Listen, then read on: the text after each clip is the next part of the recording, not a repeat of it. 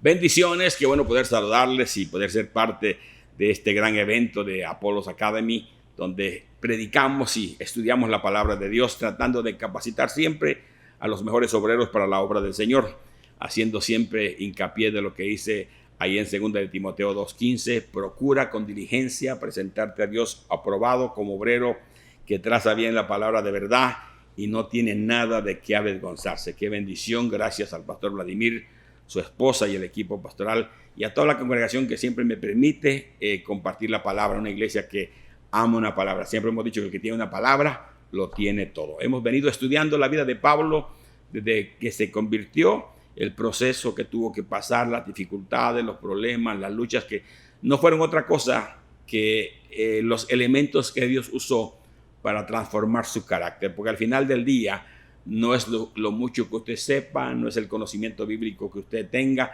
es el carácter. El carácter le da a uno estabilidad, le da a uno fortaleza, lo hace a uno estar parado en medio de cualquier dificultad, puede venir cualquier problema. El carácter es lo que al final determina en qué nosotros fuimos formados. Así que hoy vamos a estudiar la palabra del Señor y es muy importante que veamos lo que la Biblia dice. Ahora nos toca estudiar la segunda epístola del apóstol San Pablo, escrita a los tesalonicenses. Decimos que él es el autor.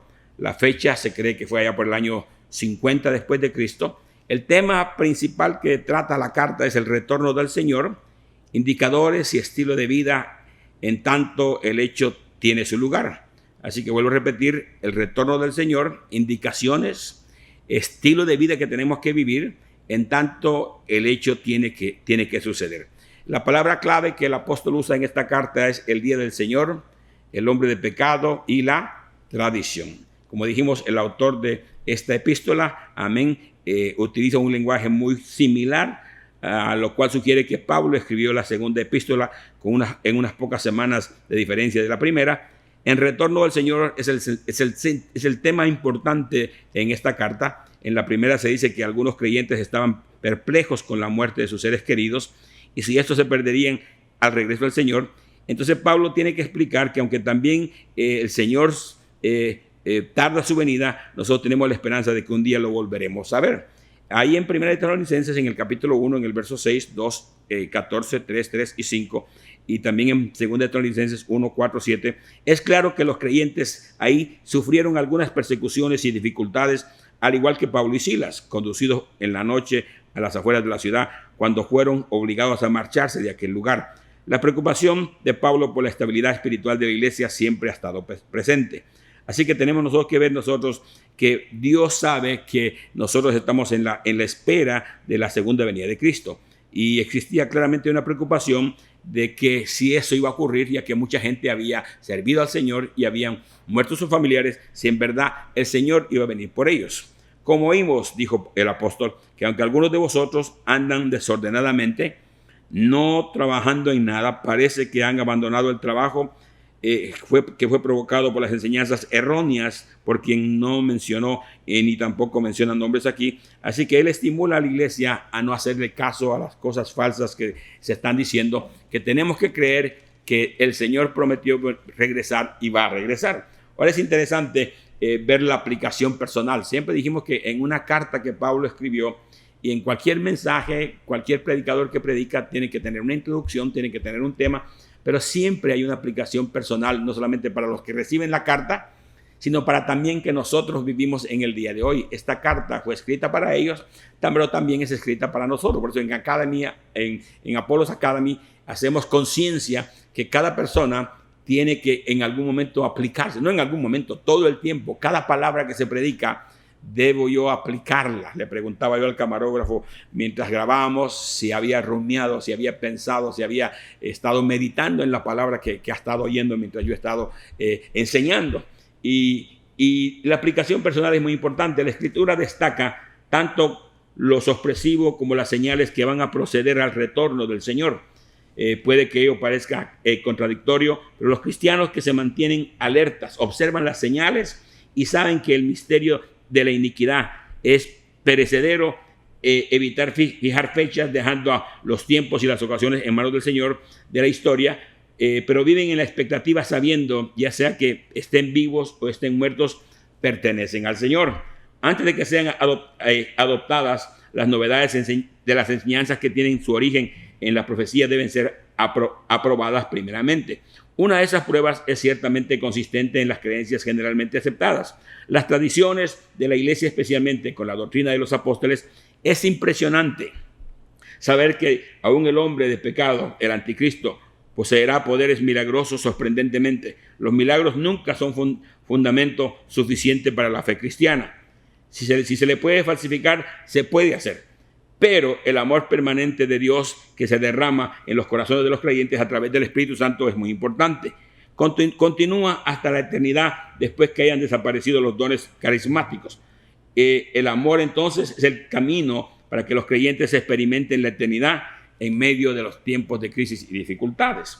Esa es la aplicación que tenemos que tener. Ahora, Dios Padre siempre revelado en todas las cartas.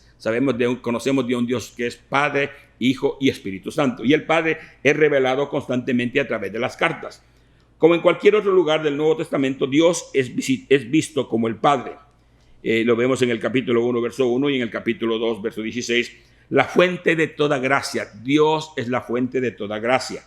En el capítulo 1, verso 12, Dios es amor. En el capítulo 3, verso 5, y el objeto de nuestra gratitud. En el capítulo 1, verso 3 y 2 y 13, Él es el escogido. En el capítulo 2, verso 13, aquellos que ingresan en su reino y los que se hacen dignos de recibir el llamado de la salvación. En el capítulo 1, verso 11, pero así como paga a los que le hacen el mal, permite la desilusión de aquellos que desprecian la verdad y de aquellos que no conocen. Las iglesias son suyas y descansan siempre en Él y tienen su esperanza. Ahora, Cristo es revelado juntamente con el Padre en todas las epístolas. A igualdad que entre Cristo y Dios recibe una atención especial en esta epístola, el Padre y el Hijo juntos son la fuente de la gracia y de la paz. El consuelo y la estabilidad, el amor y la paciencia. Aunque la iglesia está geográficamente localizada en Tesalónica, su posición espiritual se halla en Dios nuestro Padre y el Señor Jesucristo. El Señor Jesucristo vendrá otra vez y destruirá con Él el espíritu de la boca. El hombre de pecado tomará venganza de aquellos que no tengan conocimiento de Dios. Por eso es muy importante uno aprender la palabra de Dios, porque Dios va a hacer todo esto. Siempre hemos dicho que en las cartas Pablo nunca deja fuera la presencia del Espíritu Santo. Si algo el Espíritu Santo hace en nuestras vidas es que la palabra que nosotros recibimos y se queda grabada en nuestra mente y se queda grabada en nuestro corazón, hay un momento en nuestra vida mientras meditamos en esa palabra que el Espíritu Santo hace conciencia, habla a nuestras vidas. Recuérdese, Él habita corporalmente dentro de nosotros y Él sabe todo lo que nosotros estamos haciendo y Él constantemente trata de poner convicción, de poner creencia, de que tengamos sabiduría, de que tengamos conocimiento, para que nosotros seamos las personas que Dios verdaderamente quiere que sea. Y es la única referencia aquí en este libro, y la única referencia directa del Espíritu Santo lo encontramos en 2 de Tesalonicenses. Pablo da gracias a Dios por los tesalonicenses cuya selección para la salvación divina desde el principio. La describe ampliamente como algo que se alcanza mediante la santificación por el Espíritu Santo y la fe en la verdad.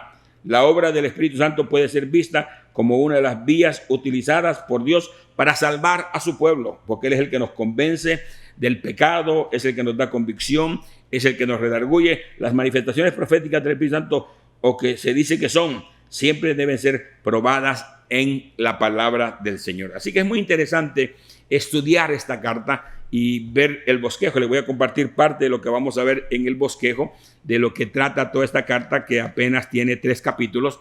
Y es interesante ver que lo típico que encabeza la carta es el autor de la carta.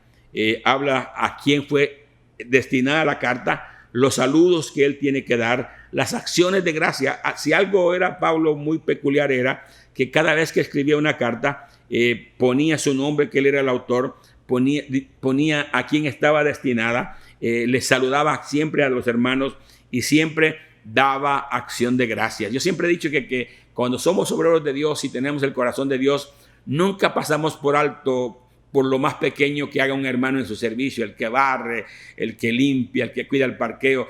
Todo mundo es indispensable. Y como líderes de Dios siempre tenemos que ser muy agradecidos que gracias a ellos nuestro ministerio se engrandece, porque cada quien en su área haciendo cosas pequeñas, las cosas pequeñas se van acumulando y se convierten en algo grande, como es Iglesia Compás y como es también esta Academia Obreros, como decimos, Apolos Academy, donde somos entrenados todos los días. Entonces es interesante ver estas tres cosas que vamos a ver. La otra cosa que Pablo menciona en el bosquejo es la doctrina, que es muy importante. Las consecuencias de la venida del Señor, a los justos de ser tenidos por dignos para poder escapar en ese día, a los injustos declarados excluidos porque no creyeron la verdad, no hicieron caso del mensaje, no se dejaron redarguir por el Espíritu Santo. Y la otra parte es las señales de la venida. Siempre van a haber señales que van a anteceder la venida del Señor Jesús. La caída, el hombre de pecado, ¿quién la demora? Prodigios engañosos que van a ver tratando de engañarla, porque el enemigo siempre es un experto tratando de imitar lo que Dios hace.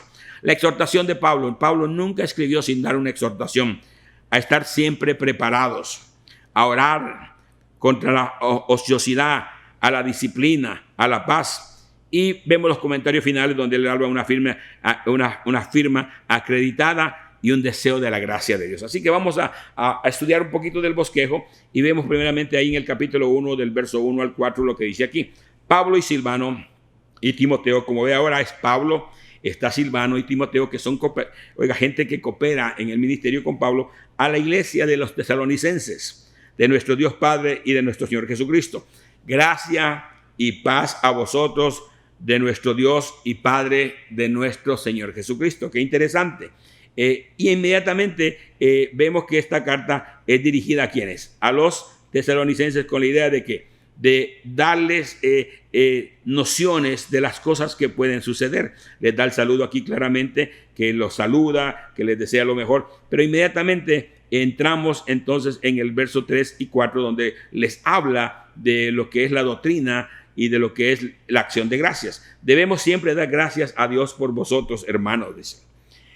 Como es digno por cuanto vuestra fe va creciendo. Oiga, cómo los elogia. Y el amor de todos y cada uno de vosotros abunda con todos los demás. Oiga, él ha recibido noticias que en verdad hay una buena armonía en la iglesia, que la armonía que debe existir, el amor que debe existir, la comprensión de apoyar al débil, al que está flojo en el Señor. Y sigue diciendo, tanto que nosotros mismos nos gloriamos.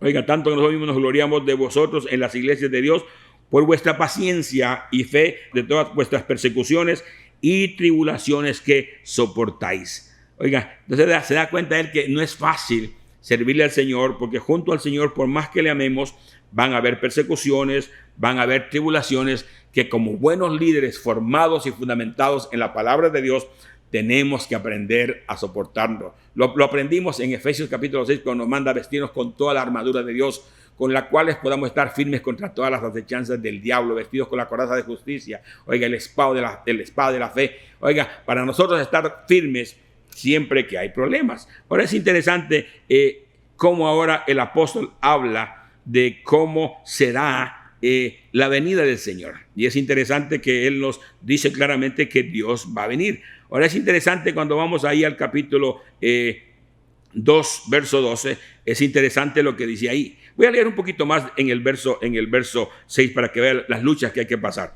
Y vosotros que sois atribulados, daros reposo con nosotros cuando se manifieste el Señor Jesús desde el cielo con los ángeles en su poder, en llama de fuego para dar retribución a los que no conocieron a Dios ni obedecen el evangelio de nuestro Señor Jesucristo, los cuales sufrirán pena de eterna perdición, excluidos de la presencia del Señor y de la gloria de su poder, cuando venga en aquel día para ser glorificado en sus santos y ser admirado por todos los que creyeron, por cuanto nuestro testimonio ha sido creído entre vosotros, por lo cual asimismo oramos siempre por vosotros, para que nuestro Dios os tenga por dignos de su llamamiento y cumpla todo propósito, toda bondad y toda obra de fe con su poder, para que en el nombre de nuestro Señor Jesucristo sea la gloria de vosotros y vosotros en él, y por la gracia de nuestro Dios y del Señor Jesucristo. Qué interesante cómo el apóstol hace mención de todo esto. Ahora es interesante cómo enseña cómo algunos van a ser excluidos por no haberlo creído. Otros, van a ser justos y van a ser arrebatados. Ahora es interesante cuando venimos a ver las señales que van a suceder. Cuando habla de las señales tenemos que ir al capítulo 2, verso 1 y 12. Entonces es interesante que veamos ahí y leamos algunos versículos para que usted tenga una clara revelación de lo que va a suceder. Estas cartas son fascinantes estudiarlas. Oiga, porque cada día hay más convicción, oiga, hay más seguridad, porque hay tanta gente que enseña tantas cosas falsas, que te vas a quedar por esto, que te vas a quedar por aquello. Oiga, cuando estamos en Cristo no tenemos que preocuparnos. Lo explicamos en la primera carta, cuando Pablo dijo, ustedes no están en tinieblas para que aquel día os sorprenda como ladrón. Él viene como ladrón en la noche y eso a mí no me preocupa. El día que él quiera venir, al primero que le va a avisar que viene a llevárselo es a mí. Así que estoy en la espera del Señor y listo para estar con él en el cielo. Ahora, es interesante lo que vemos aquí en el capítulo 2, las señales de la venida. Pero con respecto a la venida de nuestro Señor Jesucristo y nuestra reunión con Él, os rogamos, hermanos, oiga, vuelve otra vez, no es un hombre exigente, no es un hombre cañonero, no es un hombre, oiga, que está ahí a la fuerza, dice, os rogamos, hermanos, que no os dejéis mover fácilmente de vuestra, ¿qué? De vuestra manera y desde vuestro modo de pensar, ni os conturbéis ni por espíritu, ni por palabra, ni por carta, como si fuera nuestra, en el sentido de que el día del Señor está muy cerca. Nadie os engañe en ninguna manera, porque no vendrá sin que antes venga la apostasía y se manifieste el hombre de pecado, el hijo de perdición. Es interesante cómo él habla y seguimos leyendo ahí nosotros cómo va a suceder todo, cómo va a ser la caída del hombre de pecado y todo. Y es interesante lo que vemos ahí, así que vamos a leer desde el verso 1 al 2 y vamos a ver ahí entonces lo que es la venida del Señor, la caída, el pecado del hombre, quién la demora y los prodigios engañosos que él va a hacer. Ahora vamos a leer entonces desde el verso 1 hasta el 12 y vamos a ver cómo sigue diciendo. Ahora es interesante, dice en el verso 4, el cual se opone. Oiga, como el enemigo, para que vea cómo el enemigo, como el diablo, el que no es otra cosa sino el anticristo, el cual se opone y se levanta contra todo lo que se llama Dios o es objeto de culto, tanto que se sienta en el templo de Dios como Dios, haciéndose pasar por Dios. Oiga, qué terrible va a ser eso, que gente que no crean a Dios, que desean ver a Dios, no lo van a ver, pero tendrán la oportunidad de ver al anticristo, a ese engañador, porque no creyeron en Dios. Serán tiempos muy difíciles para todo aquel que no crea. Dice aquí, ¿no os acordáis que cuando yo estaba todavía con vosotros os decía esto? Y ahora vosotros sabéis lo que lo detiene, a fin de que a su debido tiempo Él se va a manifestar. Por lo que ya está en acción el ministerio de la iniquidad, solo que hay quien al presente lo detiene hasta que a la vez sea quitado de en medio. ¿Quién detiene que el diablo no se manifieste hoy? ¿Quién detiene que el anticristo no se manifieste hoy? Nosotros, la iglesia, que nuestro trabajo no ha terminado, nuestra labor no ha terminado, nuestra capacitación todavía no se ha completado. Hay miles de gente que necesitan que nosotros les prediquemos el evangelio de poder. Por eso Pablo nos amonesta constantemente. La iglesia detiene a que esto suceda actualmente. En el verso 8 dice, entonces se manifestará aquel inicuo, a quien el Señor matará con el espíritu de su boca y destruirá con el resplandor de su venida. Es tan grande el poder de Dios que el diablo no lo va a resistir. Y sigue diciendo, cuyo inicuo avivamiento es por obra de Satanás, con gran poder y grandes señales y prodigios misteriosos. Qué terrible que el diablo hará cosas, imitará cosas iguales a las que Dios hizo. Multiplicará los peces, oiga, hará que haya comida, convertirá el agua en vino, porque él es un imitador. Oiga, por eso dijimos los milagros, aunque son milagros de Dios, el diablo tendrá poder para hacer esto, para engañar, oiga, y confundir a aquellos pobres que se queden en aquel día. Y sigue diciendo en el verso 10, y con todo engaño de iniquidad para los que se pierden por cuanto no recibieron el amor de la verdad para ser salvos. ¡Qué tremendo! Revuelvo a repetirlo. Y con todo engaño e iniquidad para los que se pierden por cuanto no recibieron el amor de la verdad para ser salvos. El amor de Dios ha sido derramado. El amor de Dios es nuevo cada mañana. Si no fuera por la misericordia de Dios, hace tiempo nosotros hubiésemos sido destruidos. Pero Dios es tan bueno que de tal manera amó Dios al mundo, dice el escritor, que ha dado a su Hijo unigénito para que todo aquel que en Él crea no se pierda, mas tenga la vida eterna. Mas sin embargo aquí dice que habrán cientos de personas, familiares de nosotros, hijos, sobrinos, tíos, que no van a creer esa gran verdad. Por eso, como discípulos que somos de Apollos Academy, constantemente debemos, amonestar en amor, amonestar con todo respeto que se crean las verdades de Dios. Sigue diciendo en el verso 11, por esto Dios les enviará un poder engañoso para que crean a la mentira. Será más fácil creer la mentira que la verdad, a fin de que sean condenados todos los que no creyeron la verdad, sino se compadecieron en la injusticia. Dejemos de ser injustos, hagamos justicia delante de Dios. Y es tremendo cómo el apóstol habla de todo esto que va a suceder. Entonces vemos su venida, vemos la caída, el hombre de pecado. ¿Quién demora a la iglesia? Es el que lo aguanta, los prodigios que va a hacer tratando de engañar a la gente. Y Pablo sigue exhortando. Su exhortación siempre es que a través de su amor y a través del cariño que tenía por la iglesia. Y vemos cómo exhorta él ahí en el capítulo 2, verso 13, dice algo interesante, ahí en el verso 13 dice, pero nosotros debemos de dar siempre gracias a Dios respecto a vosotros, hermanos, por el Señor Dios que os haya escogido desde el principio de la salvación mediante la santificación por el Espíritu Santo. Él le da gracias a Dios por todo lo que Dios ha hecho en nosotros. Ahora es interesante como él dice ahí en el verso 15 y 16, dice, así que hermanos, estad firmes y retened la doctrina que habéis aprendido, sea de palabra o por carta nuestra.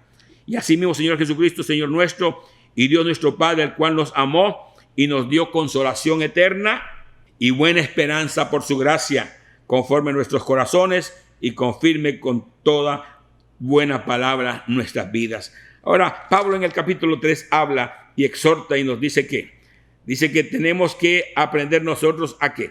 Tenemos que aprender a orar a Dios. Dice ahí en el capítulo 3, verso 1, por lo demás, hermanos, orad por vosotros. No dice que ore por mí. Hay gente, lastimosamente hay gente que ya no ora ni por ellos mismos. Hay gente que se levanta tan temprano y no le da tiempo de orar. Nunca se levante sin orar, nunca coma sin orar. Nunca se monte al carro sin orar. Nunca despida a sus hijos sin orar. Nunca despídase de su esposa sin orar. Nunca se acueste sin orar por usted y orar por sus hijos. Siempre he acostumbrado a orar por mis hijos. Tengo una nieta que me dice, abuelo, ora por mí antes de acostarme. Siempre es importante encomendarnos a Dios. Mi oración, la aprendí hace muchos años, en paz me acostaré, así mismo dormiré, porque solo tú, Jehová, me haces vivir confiado. Y es interesante que el apóstol nos llama a orar. Y se puede orar caminando, se puede orar en el carro, se puede orar en el baño, se puede orar acostado, se puede orar haciendo gimnasia. No hay excusa para no orar. Por los demás, hermanos, orad por nosotros, dice él, para que la palabra del Señor os corra y sea glorificada, así como lo fue entre vosotros. Y para que seamos librados de hombres perversos y malos, porque no es de todos los de la fe, pero fiel es el Señor que os afirma y guardará del mal. Qué promesa más grande. Dios promete guardarte del mal que vendrá. Ninguna más forjada contra ti prosperará, condenará toda lengua que contra ti se levante en juicio. Y tenemos confianza respecto a vosotros en el Señor, en que hacéis y haréis lo que os hemos mandado. Qué confianza tenía Pablo escribiendo desde lejos en aquellas personas que había enseñado. Y le dice, tengo la confianza, tengo el respeto a vosotros en el Señor, de que hacéis y haréis lo que os hemos mandado. Qué tremendo cómo el apóstol confiaba en que nosotros íbamos a hacer todo lo que Dios había mandado que hiciéramos. Ahora es interesante ver cómo él habla ahora de una contra de ociosidad, que va a haber gente que se va a volver ociosa. Y ahí lo ve claramente, que dice que habrán personas que van a ser ociosas, personas que no van a creer esa gran verdad de la cual Dios nos dice que va a ocurrir. Es interesante si vemos desde el verso 6 en adelante, dice, advertencia contra la ociosidad. Una persona ociosa es aquella persona que se ocupa en las cosas que no tienen interés. Se ocupa en cosas que no tienen importancia. Y él claramente habla, dice que tengamos cuidado de ese espíritu de ociosidad que va a llegar. Y ahí lo vemos en el capítulo 3 del verso 6 al 13 en adelante, de cómo todo esto va a ocurrir. Y dice él, pero os ordenamos, hermanos, aquí se da una orden, os ordenamos, hermanos, en el nombre del Señor Jesucristo, que os apartéis de todo hermano que ande desordenadamente y no según las enseñanzas que recibiste de nosotros. Hay hermanos que van a los estudios bíblicos a querer contradecir lo que dice el pastor, lo que dice la Biblia. No nos juntemos con esas personas, porque oiga, están lejos de la verdad y la verdad no está en ellos. El verso 7 es interesante lo que dice: porque vosotros mismos sabéis de qué manera debéis imitarnos, pues nosotros no anduvimos desordenadamente entre vosotros. Oiga, da una advertencia cómo un creyente debe convertirse. No comimos de balde el pan de nadie, sino que trabajamos con afán y fatiga diaria, noche por noche, para no ser gravosos a ninguno de vosotros. Trabajábamos con nuestras manos, porque no tuviésemos derecho, sino porque de nosotros mismos salió el ejemplo para que ustedes nos imitaran a nosotros. Porque también cuando estábamos con vosotros os ordenamos esto: si alguno no quiere trabajar, tampoco debe comer. Oiga, qué interesante, tampoco debe comer, porque oímos que algunos entre vosotros andan desordenadamente, no trabajando en nada, sino entremetiéndose en lo ajeno y en lo que no les importa. Lamentablemente, en cada congregación, en cada hogar, nos encontraremos con personas como estas que no quieren hacer nada, pero siempre andan entrometidos, metiéndose en lo que no les importa y en lo ajeno. El verso 12 es algo interesante lo que dice: a los tales mandamos y exhortamos, porque tampoco los manda al infierno, tampoco los elimina. Dice: a los tales les mandamos y exhortamos con nuestro Señor Jesucristo, que trabajando sosegadamente coman su propio pan. Aprendan a trabajar. Les exhortamos, no sean vagos, no sean ociosos. Y es tremendo, dice: y vosotros, hermanos, no os canséis de ¿qué? De hacer el bien. No os canséis de hacer el bien. Oiga, que haya disciplina. Oiga, que haya siempre corrección. Y sigue diciendo hasta el verso 16. Mire cómo dice: si alguno no obedece a lo que decimos por medio de esta carta, a este señalarlo y no os juntéis con él para que se avergüence.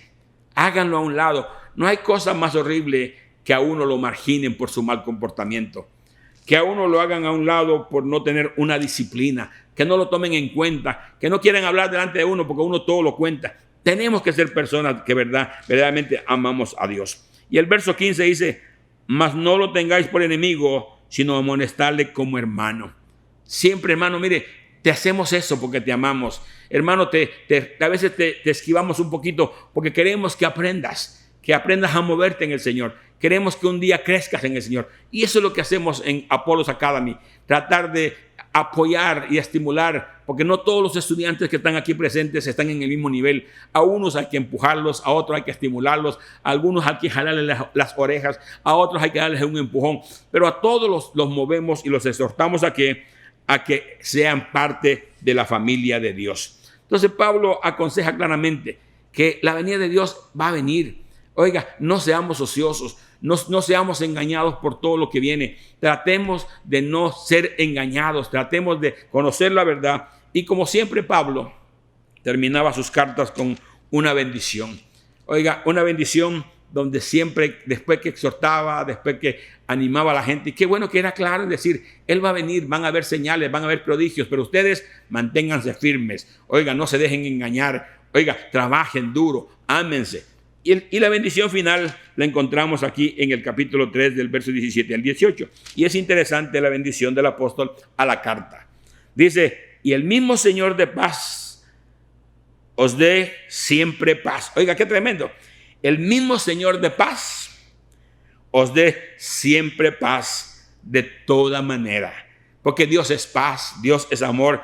Y esa paz debe estar en nosotros. Él dijo: mi paz os dejo, mi paz os doy. No como el mundo la da, yo os la doy. Dice aquí: y el Señor de paz os dé siempre paz en toda manera. El Señor sea con todos vosotros. Y el verso 17 y 18 dicen: la salutación es de mi propia mano. No la estoy mandando yo, lo estoy haciendo de corazón, yo Pablo, que es el signo de todas las cartas mías. Así escribo. Y termina en el verso 18 diciendo: la gracia de nuestro Señor Jesucristo sea con todos vosotros. Que la gracia abunde grandemente, que ustedes vivan bajo la gracia y bajo la protección de Dios. Y así culmina su carta a 2 de Tesalonicenses. Bendiciones en el día de hoy.